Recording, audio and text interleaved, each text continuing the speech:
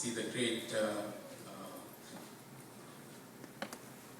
power that Peter had when he preached the gospel to the nations. Even though initially he was afraid of even confessing that he knew Christ, he brought thousands of people to Christ. So that shows how God turned his failures into great successes. And next thing that God will deliver us is from the evil one. So even in the Lord's Prayer, we say, deliver us from the evil one. So God is there so that we will not be harmed by evil one. So even in Psalm 121:7, we read that God will not let any harm come to you. He will watch over your life. So God delivers us from the evil influences and the evil things that can happen in our lives. You never know. We may be saved of so many evil situations, but we don't realize that God has been our protector. So God saves us, delivers us from the evil one. Apostle Paul also talks about how our fight is not against flesh and blood, but against the principalities and the forces and spiritual forces that are in heaven. So that's why he exhorts us to be equipped with the armor of God so that we may stand our faith. So he says we have to have the belt of truth, breastplate of righteousness, and the readiness that comes with the gospel of peace. And also he says, in addition, you have to have shield of faith, helmet of salvation, and sword of the Spirit, which is the word of God. So we can see how we are delivered. We are delivered through the word of God. We are delivered through his Spirit, and we are delivered through Christ himself by his death on the cross. And another thing that Christ delivers us is from our sorrows. When we go through sorrowful situations, God delivers us. When we lose a loved one, God delivers us from this sorrowful situation. In the 2 Corinthians 1st chapter, the 3rd verse, Apostle Paul talks about how he's thankful to God because he's a God of all comfort, because he's a God who shows a lot of compassion. So he is praising God because of the comfort that he received from God. So our God is a God of comfort. He delivers us from the sorrows that we face. I remember even when my mom went to be with the Lord, I took almost 2 years to recover from this sorrow. So, but God comforted me and God gave me peace. So, we see that God delivers us from our sorrows. So these are some of the things that God delivers us from. God delivers us through his Spirit, through his word, and he delivered us through his sacrifice on the cross. So as finally as people, and also because of the comfort that we receive from God, we are to be in a position to comfort others. So Apostle Paul says again in the 2 Corinthians 1st chapter between 1 and 10, he says,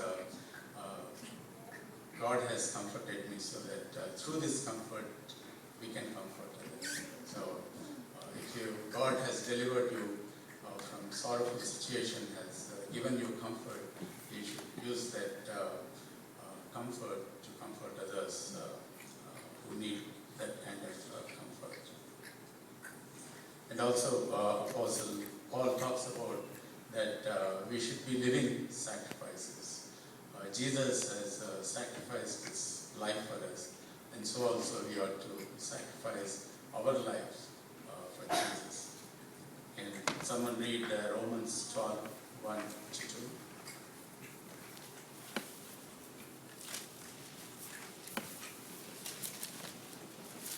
Romans 12, 1 to 2.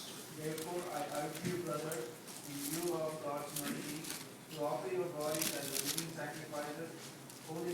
to God. This is your spiritual act of worship. Do not conform any longer to pattern of this world, but be transformed by the renewing of your mind. Then you will be able to test and approve what God's will is. It's good, pleasing, and perfect will.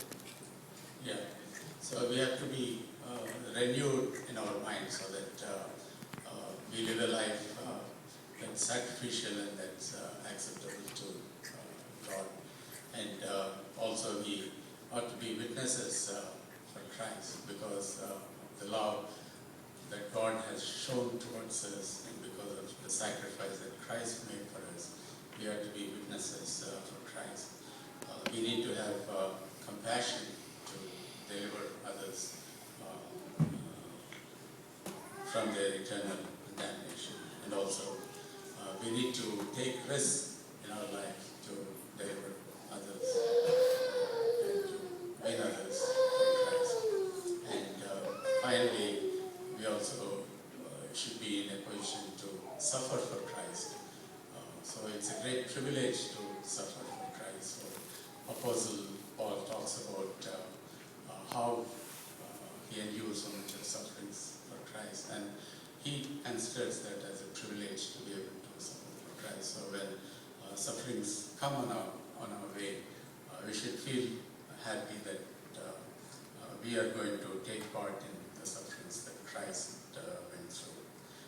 So these are some of the thoughts I had on this topic of deliverance, about how God has delivered in the past through miraculous ways and also through His children and placing them in such positions that they are able to deliver God's children.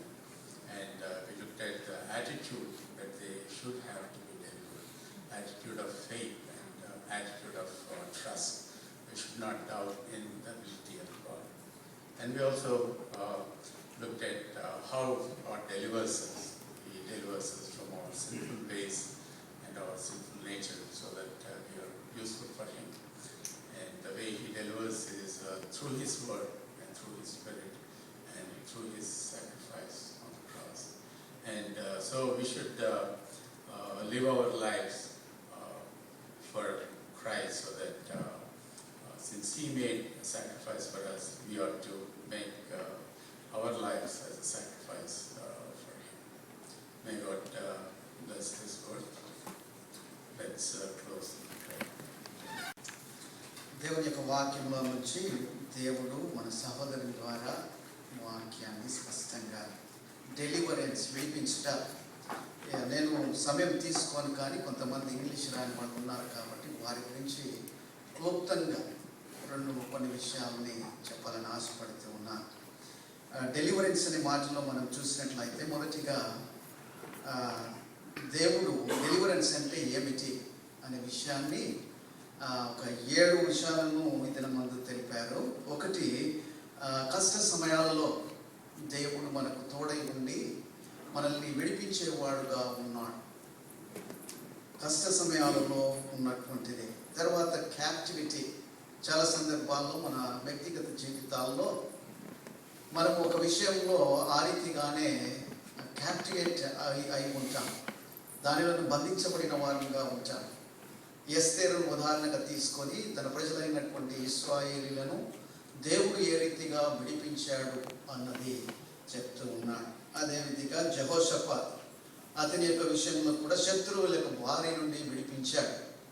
శత్రువులు, మనకు శత్రువులు అంటూ ఈ ప్రపంచంలో ఎంతోమంది ఉంటారు. వ్యక్తిగతంగా మానవులు కాకపోవచ్చు, కానీ పరిస్థితులు మనకు శత్రువులుగా ఉండవచ్చు. ఆ సందర్భంలో కూడా దేవుడు ఏ రీతిగా విడిపించాడు అన్నటువంటి సత్యాన్ని దినమందు తెలిపాడు. నాలుగవది ఫ్యామిన్. ఒకవేళ కష్ట సమయాల్లో ఫ్యామిన్ అంటే మరి ఒకవేళ మనం చూస్తే ఏమంటారు దాని ఫ్యామిన్ అంటే కరువు కాలంలో. కరువు కాలం అంటే మనకు సమృద్ధి అయిన ఆహారం ఉందండి దేశంలో, అది కాదు మాట్లాడేది. మన ఆత్మీయ జీవితంలో ఎన్నోసార్లు కూడా కరువు ఉంటుంది, కానీ మనం ఎదురయ్యేటువంటి పరిస్థితులు మనకు కరువు లాంటి సమయాలు మనకు ఎన్నో ఎదురుపడతాం. ఆ సమయాల్లో కూడా దేవుడు అద్భుతంగా మనల్ని విడిపిస్తాడు అని దేవుని యొక్క వాక్యం ద్వారా దేవుడు స్పష్టంగా తెలిపాడు. తర్వాత క్రాసింగ్ ద రెడ్ సీ, ఎర్ర సముద్రం దాటుట, దానిలో ప్రాముఖ్యంగా దేవుడు మన పక్షంలో ఏ రీతిగా పోరాడుతాడు, మన పక్షంలో ఏ రీతిగా తలంచుతాడు, మన పక్షంలో ఆయన ఏ రీతిగా పరిస్థితులను చక్కపరుస్తాడు, మళ్ళీ సునాయాసంగా మనకుండేటువంటి ఆ ఇక్కట్ల నుంచి మనల్ని విడిపిస్తాడు అని దేవుడు వాక్యంలో మనకి తెలిపాడు. తర్వాత దావీదు యొక్క జీవితంలో కూడా శత్రువులు అనే వారు ఉన్నారు. తన సొంత కుమారుడే శత్రువుగా ఉన్నాడు. ఈ రీతిగా దేవుడు ఇన్ని విషయాలు చెప్తూ ఉన్నప్పుడు మొదటిగా 2 విషయాలు ప్రాముఖ్యమైనటువంటివి. దేవుడు చాలా ఉన్నతమైనటువంటి ఉద్దేశాలతో మన జీవితంలో ఉండే ప్రతి వాటిని కూడా ఆయన స్వారూప్యంలోకి మనల్ని తీసుకొని వెళ్తూ ఆయన మనల్ని ఒక డిజైనర్గా మరి మనల్ని చేస్తాడు అని వాక్యంలో సెలవిస్తూ మనం గమనించాము. రెండవది, మానవ పరంగా మనం ఏమై ఉండాలి అంటే మనం అన్ని సమయాల్లో కూడా దేవునిపై ఆధారపడుతూ దేవుణ్ణి నమ్ముకొనుట అనేది మనం చూసాము. డెలివరెన్స్ అనే మాటలు, విడిపించుట. వాట్ షుడ్ వి డు, ఏం చేయాలి అంటే దేవుని అంత నమ్మిక ఉంచాలి, ప్రార్థించాలి అన్నది తెలిపారు. రెండవది, what does God delivers us from, దేని నుండి మనల్ని విడిపించాడు, ఏ విషయంలో మనల్ని మానవుడిని విడిపించాడు అని చూసినట్లయితే పాపము. మొదటిగా పాపం అనేటువంటి బంధకంలో నుండి మన దేవుడు విడిపించాడు అన్న సత్యాన్ని చూసాం. తర్వాత భయాలలో నుండి కూడా దేవుడు మనల్ని విడిపించాడు. చాలా సందర్భాల్లో ప్రభు అయిన యేసుక్రీస్తు డోంట్ బి అఫ్రైడ్, భయపడకము అనే సత్యాన్ని ఆ మాట ద్వారా మనల్ని విడిపించిన దేవుడుగా ఉన్నాడు. ఫెయిల్యూర్స్, మనము బలహీనులం కాబట్టి ఎప్పుడు కూడా బలహీనతలోనే ఉంటూ పడిపోయే సమయాల్లో కూడా దేవుడు మనల్ని విడిపించేవాడుగా ఉన్నాడు. ఈవిల్ వన్, సాతానుడు, అపవాది ఎప్పుడు కూడా మన వెంబడి ఉంటూ ఉన్నాడు, వాడి బారి నుంచి విడిపించాడు. అయితే మనం ఏం చేయాలి, మన యొక్క పని ఏమిటి? దేవుడు ఉన్నాడు, కానీ మనం ఏం చేయాలి అంటే అక్కడ తిరుగుదబుడగా వాక్యం చదువుల వలన మనము విడిపింపబడేటువంటి స్థితిలోకి దేవుడు నడిపిస్తాడు.